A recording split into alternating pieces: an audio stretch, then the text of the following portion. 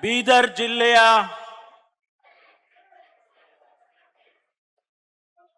ಕಾಂಗ್ರೆಸ್ ಸಮಿತಿಯ ವತಿಯಿಂದ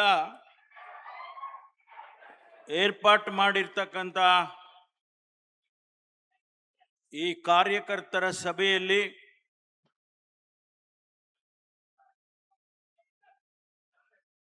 ಉಪಸ್ಥಿತರಿರ್ತಕ್ಕಂಥ ರಾಜ್ಯದ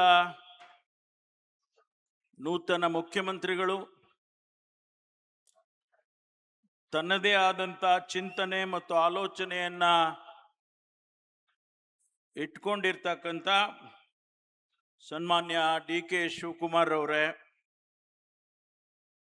ತಮ್ಮೆಲ್ಲರ ಅಚ್ಚುಮೆಚ್ಚಿನ ನಾಯಕ,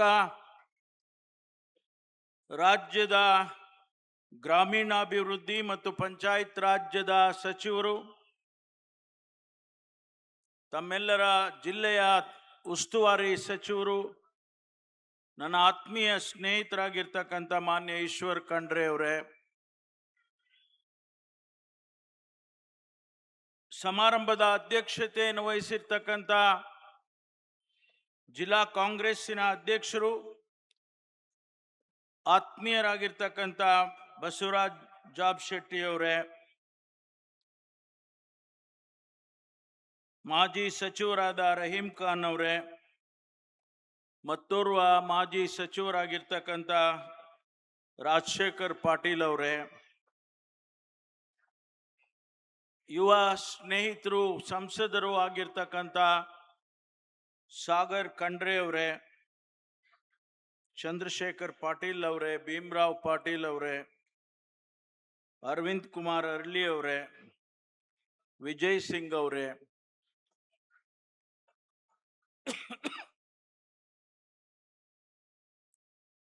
ಪುಂಡ್ಲಿಕ್ ರಾವ್ ಅವರೇ, ನರಸಿಂಗರಾವ್ ಸೂರ್ಯವಂಶಿ ಅವರೇ,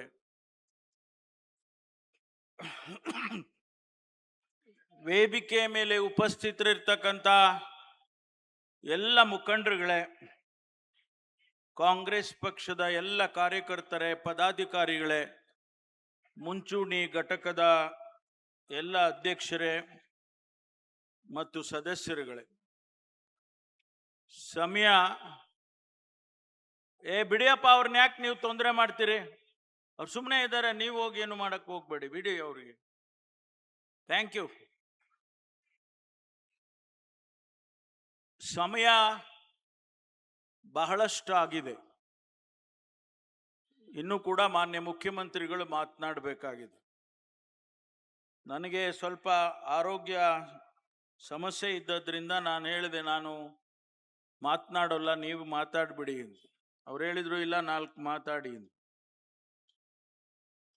ಇವತ್ತು ಬಹಳ ಸಂತೋಷ ಅಂತ ಹೇಳಿದ್ರೆ,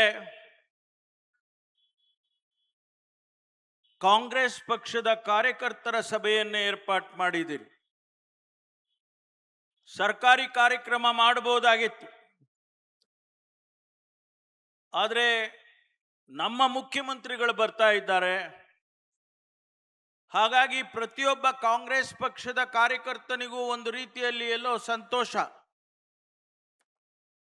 ಆ ವಿಜೃಂಭಣೆಯನ್ನು ಆಚರಣೆ ಮಾಡೋದಕ್ಕೆ ಬಹುಶಃ ಸರ್ಕಾರಿ ಕಾರ್ಯಕ್ರಮ ಆದರೆ ಅಷ್ಟೊಂದು ಆಗೋದಿಲ್ಲ ಅಂತ ಹೇಳಿ ಮಾನ್ಯ ಈಶ್ವರ್ ಖಂಡ್ರೆ ಅವರು ಮತ್ತು ಜಿಲ್ಲಾಧ್ಯಕ್ಷರು ಈ ಕಾರ್ಯಕರ್ತರ ಸಭೆಯನ್ನು ಏರ್ಪಾಟ್ ಮಾಡಿದ್ದಾರೆ. ಅದಕ್ಕಾಗಿ ನಾನು ಅವರಿಗೆ ವಿಶೇಷವಾದ ಅಭಿನಂದನೆಯನ್ನು ಸಲ್ಲಿಸ್ತೇನೆ. ಸ್ನೇಹಿತರೆ, 2023ರಲ್ಲಿ ಮಾನ್ಯ ಡಿ.ಕೆ. ಶಿವಕುಮಾರ್ ಅವರು ಪಕ್ಷದ ಅಧ್ಯಕ್ಷರಾಗಿ, ಮಾನ್ಯ ಸಿದ್ದರಾಮಯ್ಯನವರು CLP ನಾಯಕರಾಗಿ ಇಡೀ ರಾಜ್ಯ ಪ್ರವಾಸ ಮಾಡಿದರು. ಕಾಂಗ್ರೆಸ್ ಪಕ್ಷವನ್ನು ಅಧಿಕಾರಕ್ಕೆ ತರಲೇಬೇಕು ಅಂತೇಳಿ ಸಂಕಲ್ಪ ಮಾಡಿದರು. ಎಲ್ಲರನ್ನೂ ಕೂಡ ವಿಶ್ವಾಸಕ್ಕೆ ತೆಗೆದುಕೊಂಡು ಇಡೀ ರಾಜ್ಯ ಪ್ರವಾಸ ಮಾಡಿ ಪಕ್ಷವನ್ನು ಅಧಿಕಾರಕ್ಕೆ ತಂದರು. ನನಗೆ ಒಂದು ಜವಾಬ್ದಾರಿಯನ್ನ ಅಧ್ಯಕ್ಷರು ಕೊಟ್ಟಿದ್ರು. ಅವತ್ತು ಪ್ರಣಾಳಿಕೆಯ ಸಮಿತಿಯ ಅಧ್ಯಕ್ಷನನ್ನಾಗಿ ಮಾಡಿ ನಾವು ಚುನಾವಣೆಗೆ ಹೋಗ್ತಾ ಇದ್ದೇವೆ. ಒಂದು ಜನಪರವಾದ ಪ್ರಣಾಳಿಕೆಯನ್ನು ತಯಾರು ಮಾಡಿ ಅಂತ ಹೇಳಿ ನನಗೆ ಸೂಚನೆಯನ್ನು ಕೊಟ್ಟಿದ್ರು. ರಾಜ್ಯದ ಸಮಸ್ಯೆಗಳನ್ನು ಅರ್ಥ ಮಾಡಿಕೊಂಡು ಜನರ ಸಮಸ್ಯೆಗಳನ್ನ ಬೇಕು ಬೇಡವನ್ನ ಅರ್ಥ ಮಾಡಿಕೊಂಡು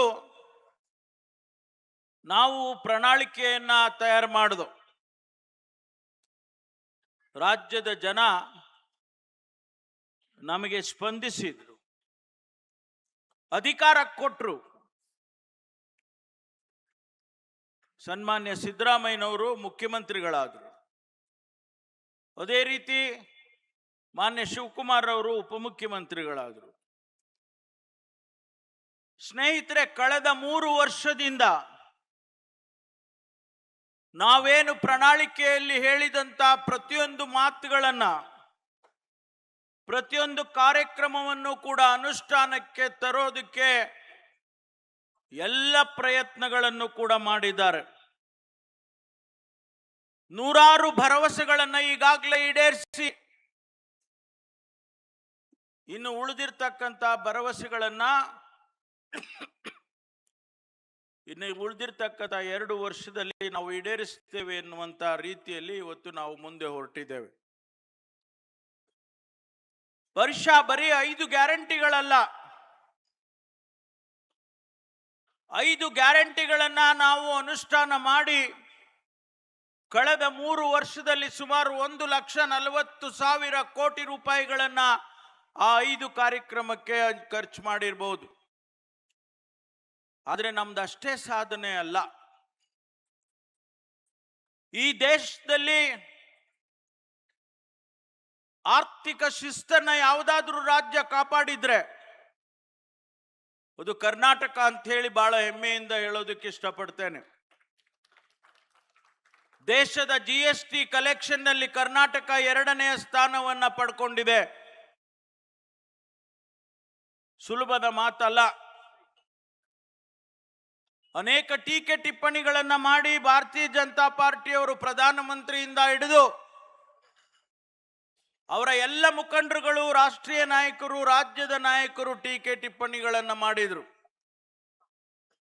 ಕರ್ನಾಟಕ ದಿವಾಳಿ ಆಗುತ್ತೆ, 5 ಗ್ಯಾರಂಟಿಗೆ ಅವರು ದುಡ್ಡು ಖರ್ಚು ಮಾಡ್ತಾರೆ, ಅವ್ರ ಹತ್ರ ದುಡ್ಡಿಲ್ಲ, ಅವರಿಗೆ ಯಾವುದೇ ರೀತಿಯಲ್ಲಿ ಯೋಜನೆಗಳನ್ನ ಮಾಡೋದಕ್ಕಾಗೋದಿಲ್ಲ ಅಂತ ಹೇಳಿ ಟೀಕೆ ಟಿಪ್ಪಣಿಯನ್ನ ಮಾಡಿದ್ರು. ಆದರೆ ರಾಜ್ಯದಲ್ಲಿ, ಇಡೀ ದೇಶದಲ್ಲಿ 2ನೇ GSTಯನ್ನ 2ನೇ ಸ್ಥಾನದಲ್ಲಿ ತರಬೇಕಾದ್ರೆ ಆರ್ಥಿಕ ವ್ಯವಸ್ಥೆ, ಆರ್ಥಿಕ ಶಿಸ್ತು ಇಲ್ಲದೆ ಹೋಗಿದ್ರೆ ಆ ಸ್ಥಾನವನ್ನ ಗಳಿಸೋದಕ್ಕೆ ಸಾಧ್ಯ ಆಗ್ತಾ ಇರಲಿಲ್ಲ. ಬೇರೆ ಬೇರೆ ದೇಶದವರು ಬಂಡವಾಳ ಹೂಡಿಕೆಗೆ ಕರ್ನಾಟಕಕ್ಕೆ ಬರಬೇಕಾದ್ರೆ ಈ 3 ವರ್ಷದಲ್ಲಿ ಸುಮಾರು 6 ಲಕ್ಷ ಕೋಟಿ ರೂಪಾಯಿ ಬಂಡವಾಳ ಹೂಡಬೇಕಾದ್ರೆ ಒಬ್ಬ ರಾಜ್ಯದ ಸ್ಥಿರವಾದಂತ ಸರ್ಕಾರ ಇಲ್ಲದೆ ಹೋದ್ರೆ ಯಾರು ಬಂದು ಬಂಡವಾಳ ಹೂಡೋದಿಲ್ಲ. ಇವತ್ತು ಕರ್ನಾಟಕ ಇಡೀ ದೇಶದಲ್ಲಿ 2ನೇ ಬಂಡವಾಳವನ್ನ 2ನೇ ಸ್ಥಾನದಲ್ಲಿದೆ ಬಂಡವಾಳ ಹೂಡಿಕೆಯಲ್ಲಿ. ಭಾರತೀಯ ಜನತಾ ಪಾರ್ಟಿಯವರು ಇವತ್ತು ನಾವು ಅವರಿಗೆ ಪ್ರಶ್ನೆಯನ್ನ ಕೇಳಬೇಕಾಗ್ತದೆ. 2014ರಿಂದ ನೀವು ಅಧಿಕಾರದಲ್ಲಿದ್ದೀರಿ. ಯಾವ ಯೋಜನೆಯನ್ನ ನೀವು ಮಾಡಿದ್ದೀರಿ ಇಡೀ ದೇಶದಲ್ಲಿ? ಯಾವ ನೀರಾವರಿ ಯೋಜನೆಯನ್ನ ಮಾಡಿ ಅಣೆಕಟ್ಟನ್ನ ಕಟ್ಟಿದ್ದೀರಿ? ಬಡವರಿಗೆ ಯಾವುದಾದ್ರೂ ಒಂದು ಕಾರ್ಯಕ್ರಮವನ್ನ ನೀವು ಯಾವುದಾದ್ರೂ ಕೊಟ್ಟಿದ್ದೀರಾ?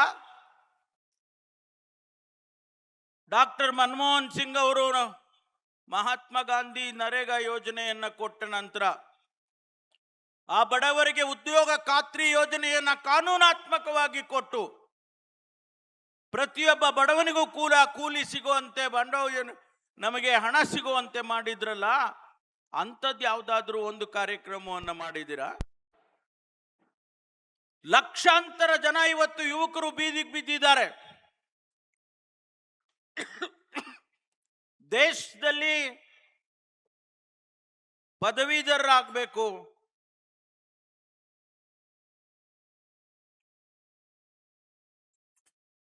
ಯೂನಿವರ್ಸಿಟಿಗಳಲ್ಲಿ ಗ್ರಾಜ್ಯುಯೇಟ್ಸ್ ಆಗಬೇಕು ಅಂತ ಹೇಳಿ ನಾವು ಒತ್ತಾಯ ಮಾಡ್ತೇವೆ.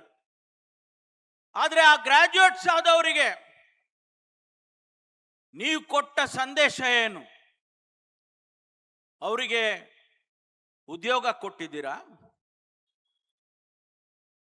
ನೀವು ರಸ್ತೆ ಬದಿಯಲ್ಲಿ ಕೆಲಸ ಮಾಡಿ ಪಕೋಡ ಮಾರಿ ಈ ಮಾತುಗಳನ್ನು ಹೇಳಿಕೊಂಡು ನೀವು ಕಾಲ ಕಳೆದ್ರೆ ವಿನಃ ಇವತ್ತು ಕರ್ನಾಟಕದ ಮಟ್ಟಿಗೆ 1,75,000 ಜನ ಉದ್ಯೋಗ ಇಲ್ಲದೆ ಬೀದಿಯಲ್ಲಿದ್ದಾರೆ. ನಮ್ಮ ಸರ್ಕಾರ ಹೇಳಿತ್ತು, ನಾವು ಭರವಸೆಯನ್ನು ಕೊಟ್ಟಿದ್ದು, ನಮ್ಮ ಪ್ರಣಾಳಿಕೆಯಲ್ಲಿ ಹೇಳಿದ್ದು, ನಾವು ಉದ್ಯೋಗ ಕೊಡ್ತೇವೆ ಅನ್ನುವಂಥ ಮಾತನ್ನ ಹೇಳಿದ್ದು. ನಾವು ಅನೇಕ ಕಾರಣಗಳಿಂದ ಇಂಟರ್ನಲ್ ರಿಸರ್ವೇಶನ್ ಮತ್ತೊಂದು ಅವೆಲ್ಲ ಕೋರ್ಟಿನ ಇಂಟರ್ವೆನ್ಷನ್ ಆದದ್ರಿಂದ ಮುಂದಕ್ಕೆ ಹೋಗಿತ್ತು. ಇವತ್ತು ಸುಮಾರು 56,000 ಹುದ್ದೆಗಳನ್ನು ತುಂಬೋದಕ್ಕೆ ನೋಟಿಫಿಕೇಶನ್ ಮಾಡಿ ವಿವಿಧ ಹಂತದಲ್ಲಿ ಬಹುಶಃ ಇನ್ನೊಂದು ತಿಂಗಳು 2 ತಿಂಗಳಲ್ಲಿ ಆ ಹುದ್ದೆಗಳನ್ನು ತುಂಬುತ್ತೇವೆ. ಅಂಥದ್ದು ಯಾವುದಾದ್ರೂ ಕಾರ್ಯಕ್ರಮ ಕೊಟ್ಟಿದ್ದೀರಾ ನೀವು ಕೇಂದ್ರ ಸರ್ಕಾರದಲ್ಲಿ? ಭಾರತೀಯ ಜನತಾ ಪಾರ್ಟಿಯವರು ಈ ಪ್ರಶ್ನೆಗಳನ್ನು ನಾವು ಕೇಳಬೇಕಾಗ್ತದೆ. ಒಬ್ಬ ಸಾಮಾನ್ಯ ಜನ ಕೇಳ್ತಾನೆ, ಸ್ವಾಮಿ ಎಷ್ಟು ಸಾರಿ ನೀವು ಪೆಟ್ರೋಲ್ ಡೀಸೆಲ್ ಜಾಸ್ತಿ ಮಾಡ್ತೀರಿ? ನಿಮ್ಮ ಅವಧಿಯಲ್ಲಿ ಸುಮಾರು 14 ಬಾರಿ ಪೆಟ್ರೋಲ್ ಡೀಸೆಲ್ ಬೆಲೆಗಳನ್ನು ಜಾಸ್ತಿ ಮಾಡಿದಿರಿ. ಏನು ಬ್ಯಾರಲ್ ರೇಟ್ಗಳು ಜಾಸ್ತಿ ಆಯ್ತಾ? ಬ್ಯಾರಲ್ ರೇಟ್ ಕಡಿಮೆ ಆದರೂ ಕೂಡ ನೀವು ನಿಮ್ಮ ರೇಟ್ ಅಂತೂ ಏನು ಕಡಿಮೆ ಮಾಡಲಿಲ್ಲ ನೀವು. ಹಾಗಾಗಿ ಇವತ್ತು ಒಂದು ರೀತಿಯಲ್ಲಿ ಭ್ರಮನಿರಸ ಆಗಿದೆ ಕೇಂದ್ರ ಸರ್ಕಾರ. ಹಾಗಾಗಿ ನಾನು ಹೆಚ್ಚು ವಿವರಣೆಯನ್ನು ಮಾಡೋದಕ್ಕೆ ಹೋಗೋದಿಲ್ಲ ಸ್ನೇಹಿತರೆ.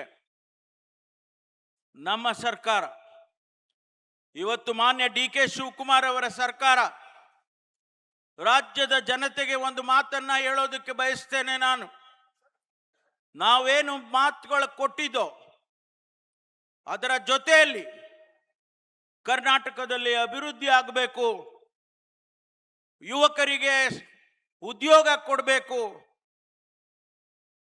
ಅವರನ್ನ ಗಮನದಲ್ಲಿಟ್ಕೊಂಡು ಅನೇಕ ಕಾರ್ಯಕ್ರಮಗಳನ್ನು ಮಾಡಬೇಕು ಅಂತೇಳಿ ಇವತ್ತು ಮುಖ್ಯಮಂತ್ರಿಗಳ ಆಲೋಚನೆಯನ್ನು ಮಾಡಿದ್ದಾರೆ. ಆ ಕೆಲಸಗಳನ್ನು ಮುಂದೆ ಬರ್ತಕ್ಕಂಥ ದಿವಸದಲ್ಲಿ ನಾವು ಅನುಷ್ಠಾನ ಮಾಡ್ತೇವೆ.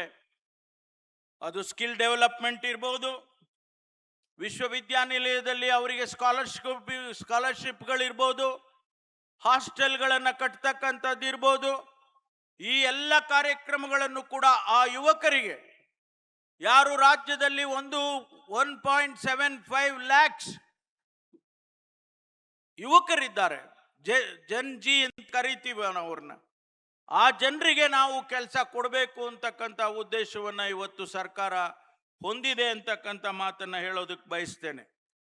ಸ್ನೇಹಿತರೆ, ಇವತ್ತು ಮಾನ್ಯ ಡಿ.ಕೆ. ಶಿವಕುಮಾರ್ ಅವರು ಬಿದರನ್ನು ಆಯ್ಕೆ ಮಾಡಿಕೊಂಡ್ರು. ತಮ್ಮ ಮೊದಲನೆಯ ಪ್ರವಾಸ ಯಾಕೆ ಬಿದರಿಗೆ ಬಂದಬೇಕಾಗಿತ್ತು? ಅವರ ಬದ್ಧತೆಯ ಪ್ರದರ್ಶನ, ಕಾಂಗ್ರೆಸ್ ಪಕ್ಷದ ಬದ್ಧತೆಯ ಪ್ರದರ್ಶನ. 12ನೇ ಶತಮಾನದಲ್ಲಿ ಅಣ್ಣ ಬಸವಣ್ಣ ಸಮಾನತೆಯನ್ನ ಪ್ರತಿಪಾದನೆ ಮಾಡಿದ್ರು, ಕ್ರಾಂತಿಯನ್ನ ಮಾಡಿದ್ರು, ಇಡೀ ವಿಶ್ವಕ್ಕೆ ಸಂದೇಶ ಕೊಟ್ಟರು ಒಂದು ಪ್ರಜಾಪ್ರಭುತ್ವ ಹೇಗಿರಬೇಕು ಅಂತ ಹೇಳಿ. ಮಹಿಳೆಯರಿಗೆ ಸ್ಥಾನ ಕೊಟ್ಟರು, ಹಿಂದುಳಿದ ಸಮುದಾಯಗಳಿಗೆ ಸ್ಥಾನ ಕೊಟ್ಟರು, ಹರಿಜನ ಗಿರಿಜನರಿಗೆ ಸ್ಥಾನ ಕೊಟ್ಟರು. ಯಾರು ಸಮಾಜದಲ್ಲಿ ತುಳಿತಕ್ಕೆ ಒಳಗಾಗಿದ್ದಾನೆ ಅವನ ಮಾತನ್ನು ಕೇಳಬೇಕು ಅಂತೇಳಿ ಆ ಅನುಭವ ಮಂಟಪದಲ್ಲಿ ಅವಕಾಶಗಳನ್ನು ಕಲ್ಪಿಸಿಕೊಟ್ರು. ಇದೇ ಬದ್ಧತೆಯನ್ನ ಕಾಂಗ್ರೆಸ್ ಪಕ್ಷ 140 ವರ್ಷದ ಹಿಂದೆ ಸೇರಿಸಿಕೊಂಡಿದೆ. ನಾವು ಯಾವತ್ತೂ ಬದಲಾವಣೆ ಮಾಡಿಕೊಂಡಿಲ್ಲ.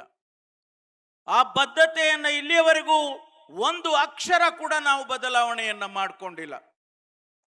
ಬಾಬಾ ಸಾಹೇಬ್ ಅಂಬೇಡ್ಕರ್ ಅವರು ಆ ಬಸವಣ್ಣನ ಬದ್ಧತೆಯನ್ನ ಸಂವಿಧಾನದಲ್ಲಿ ಅಳವಡಿಸಿದ್ದಾರೆ. ಇವತ್ತು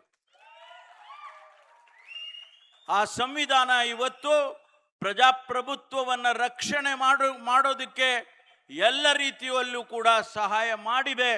ಒಂದು ವೇಳೆ ಸಂವಿಧಾನ ಇಲ್ಲದೆ ಹೋಗಿದ್ರೆ ಇಷ್ಟೊತ್ತಿಗೆ ಏನಾಗ್ತಿತ್ತು ಭಾರತದ ಪ್ರಜಾಪ್ರಭುತ್ವ ಅನ್ನೋದನ್ನ ತಾವೇ ಯೋಚನೆ ಮಾಡಿ. ಹಾಗಾಗಿ ಇವತ್ತು ಆ ಕಾರಣಕ್ಕಾಗಿ ಬೀದರ್ ಜಿಲ್ಲೆಯನ್ನು ಆಯ್ಕೆ ಮಾಡಿಕೊಂಡು ಬೀದರ್ನಿಂದ ನನ್ನ ಪ್ರವಾಸ ನಾನು ಪ್ರಾರಂಭ ಮಾಡ್ತೇನೆ ಅಂತ ಹೇಳಿ ಇವತ್ತು ಇಲ್ಲಿಗೆ ಬಂದು ತಮ್ಮೆಲ್ಲರ ದರ್ಶನವನ್ನು ಮಾಡಿಕೊಂಡು ಮತ್ತು ಅನುಭವ ಮಂಟಪವನ್ನು ನಾನು ಮುಗಿಸ್ತೇನೆ, ನಾನೇ ಉದ್ಘಾಟನೆ ಮಾಡ್ತೇನೆ ಎನ್ನುವಂಥ ಮಾತನ್ನು ಅವರು ಹೇಳಿದ್ದಾರೆ. ಹಾಗಾಗಿ ಇವತ್ತು ಸ್ನೇಹಿತರೆ, ಒಂದು ಕೊನೆ ಮಾತು ಈಗಾಗಲೇ ಹೇಳಿದ್ದಾರೆ. ನಮ್ಮ ಸಾಗರ್ ಖಂಡ್ರೆ ಅವರು ಹೇಳಿದರು, SIR ಬಗ್ಗೆ ಅವರು ತಮಗೆ ಗಮನಕ್ಕೆ ತಂದಿದ್ದಾರೆ. ಇನ್ನು ಕೆಲವೇ ವಾರಗಳಿದೆ, 3 ವಾರ ಏನಿದೆ, ಇನ್ನು 29ನೇ ತಾರೀಕಿಗೆ ಮುಗಿಯುತ್ತೆ. ನೀವು 3,000 6,000 ಒಂದು ಕ್ಷೇತ್ರದಲ್ಲಿ ಇವತ್ತು ಡಿಜಿಟಲೈಸೇಷನ್ ಮಾಡಿದ್ದೀರಿ ಅಂತ ಹೇಳಿದ್ರೆ ಯೋಚನೆ ಮಾಡಿ. ನೀವು ನಿಮ್ಮ ಮತ ಆ ಪಟ್ಟಿಯಲ್ಲಿ ಮತಪಟ್ಟಿಯಲ್ಲಿ ಬರದೇ ಹೋದ್ರೆ ನೀವು ಮತ ಹಾಕೋದಕ್ಕೆ ಅವಕಾಶ ಇಲ್ಲ, ನಿಮಗೆ ಮತದ ಹಕ್ಕು ಇಲ್ಲ. ನಿಮಗೆ ಮತದ ಹಕ್ಕು ಇಲ್ಲ ಅಂತ ಹೇಳಿದ್ರೆ ಯಾವುದೇ ಸರ್ಕಾರಿ ಯೋಜನೆಯ ಹಕ್ಕು ಕೂಡ ನಿಮಗೆ ಇರೋದಿಲ್ಲ, ಯಾವ ಗ್ಯಾರಂಟಿಯೂ ಕೂಡ ನಿಮಗೆ ಸಿಗೋದಿಲ್ಲ, ಅಥವಾ ಯಾವ ಯೋಜನೆಯ ಪ್ರತಿಫಲ ಕೂಡ ನಿಮಗೆ ಸಿಗೋದಿಲ್ಲ. ಅದಕ್ಕೆ ನಮ್ಮ ಕಾಂಗ್ರೆಸ್ ಪಕ್ಷದ ಪ್ರತಿಯೊಬ್ಬ ಕಾರ್ಯಕರ್ತನಿಗೆ ಮುಖಂಡನಿಗೆ ಮನವಿ ಮಾಡ್ಕೊಳ್ಳೋದೇನು ಅಂತ ಹೇಳಿದ್ರೆ, ತಾವು ಸ್ವಲ್ಪ ಸೀರಿಯಸ್ ತಗೋಬೇಕು, ಸ್ವಲ್ಪ ನಿಧಾನ ನಮ್ಮ ಕಾಂಗ್ರೆಸ್ಸಿನ ಕಾರ್ಯಕರ್ತರು ಮುಖಂಡರುಗಳು. ಆದರೆ ಈ ಬಾರಿ ಈಗಾಗಲೇ ನಮ್ಮ ಕಣ್ಮುಂದಿದೆ ಬೇರೆ ಬೇರೆ ರಾಜ್ಯದಲ್ಲಿ ಏನಾಗಿದೆ ಅಂತೇಳಿ. ವೆಸ್ಟ್ ಬೆಂಗಾಲ್ನಲ್ಲಿ 106 ಕ್ಷೇತ್ರಗಳಲ್ಲಿ ಕೇವಲ 5,000ದಲ್ಲಿ ಸೋತಿದ್ದಾರೆ ನಮ್ಮವರು, TMC ಅವರು. ಅಂದ್ರೆ ಅರ್ಥ, ಆ 5,000 ಓಟನ್ನ ಕಿತ್ತಾಕೋದಕ್ಕೆ ಅವರಿಗೆ ಸಾಧ್ಯ ಆಗೋದಾದ್ರೆ ಕರ್ನಾಟಕದಲ್ಲೂ ಕೂಡ ಆ ಪ್ರಯತ್ನ ಆಗ್ತದೆ. ಅದಕ್ಕೋಸ್ಕರ ತಾವೆಲ್ಲರೂ ಬಹಳ ಸೀರಿಯಸ್ ಆಗಿ SIR ಅನ್ನ ತಗೋಬೇಕು. ಪ್ರತಿಯೊಬ್ಬ ಕಾಂಗ್ರೆಸ್ಸಿನ ಮುಖಂಡ ಕಾರ್ಯಕರ್ತ ಇದನ್ನ ನೋಡ್ಕೊಳ್ಬೇಕು ಅಂತಕ್ಕಂಥ ಮಾತುಗಳನ್ನು ಈ ಸಂದರ್ಭದಲ್ಲಿ ಹೇಳಿ, ತಮ್ಮೆಲ್ಲರಿಗೂ ಕೂಡ ಎಂಥ ಸ್ವಾಗತವನ್ನ ಕೊಟ್ಟಿದ್ದೀರಿ ಮುಖ್ಯಮಂತ್ರಿಗಳಿಗೆ, ಭವ್ಯವಾದ ಸ್ವಾಗತವನ್ನ ಕೊಟ್ಟಿದ್ದೀರಿ ಇವತ್ತು ಇಡೀ ಬೀದರ್ ಜಿಲ್ಲೆಯಲ್ಲಿ. ಅದು ಬಸವರ ಕಲ್ಯಾಣದಲ್ಲಿರ್ಬೋದು, ಬೀದರ್ನಲ್ಲಿರ್ಬೋದು. ನಾವು ಮರೆಯಲಾಗದಂಥ ಸ್ವಾಗತವನ್ನ ತಾವೆಲ್ಲರೂ ಕೂಡ ಕೊಟ್ಟಿದ್ದೀರಿ. ನಾನು ವಿಶೇಷವಾಗಿ ಈಶ್ವರ್ ಖಂಡ್ರೆ ಅವರಿಗೆ, ರಾಜಶೇಖರ್ ಪಾಟೀಲ್ರಿಗೆ ಮತ್ತು ಎಲ್ಲ ಮುಖಂಡರುಗಳಿಗೆ, ಕಾಂಗ್ರೆಸ್ ಪಕ್ಷದ ಅಧ್ಯಕ್ಷರಿಗೆ ಎಲ್ಲರಿಗೂ ಕೂಡ ಅಭಿನಂದನೆಯನ್ನು ಹೇಳಿ ನಾನು ಮಾತು ಮುಗಿಸ್ತೇನೆ. ಜೈ ಹಿಂದ್, ಜೈ ಕರ್ನಾಟಕ, ಜೈ ಕಾಂಗ್ರೆಸ್. ನ್ಯೂಸ್ ಫಸ್ಟ್, ನಿರ್ಭೀತಿಯಿಂದ ನಿಮ್ಮ ಪರವಾಗಿ.